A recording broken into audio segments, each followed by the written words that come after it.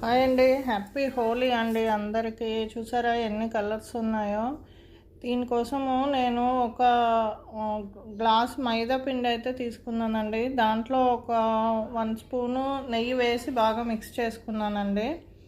దీంట్లో కొంచెం కొంచెం పిండిని సపరేట్ చేసుకొని ఒక్కొక్క కలర్ని మిక్స్ చేసి పక్కన పెట్టుకున్నానండి. చూడండి, ఈ విధంగా ఒక్కొక్క కలర్ని పక్కన పెట్టుకున్నాను. 5 కలర్స్ చేశాను. 5 బాల్స్ పక్కన పెట్టుకున్నానండి.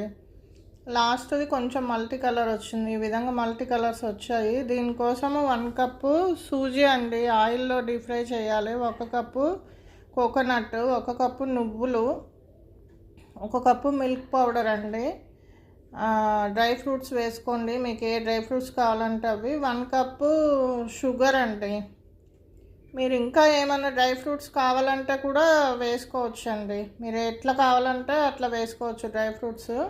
ఇప్పుడు మనం చేసి పెట్టుకున్న పిండి ఉంది కదండి, దాన్ని చిన్న చిన్న కచోరీలలాగా చేసుకొని నేను డీప్ ఫ్రై చేసుకున్నానండి.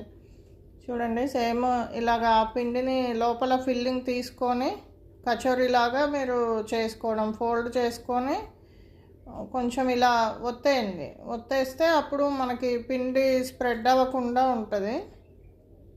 వీడియోలో లాగా చూడండి, వీడియోలో ఎలా చూపించానో అలా చేసుకోండి. మీరు అలా ఒకసారి ఇలా అదిమేయండి, అప్పుడు అది కచోరీ షేప్ వచ్చేస్తుందండి. దీన్ని బాగా లో ఫ్లేమ్లో ఫ్రై చేసుకోవాలండి, అప్పుడే మనకి బాగా కుక్ అవుతుంది లోపల.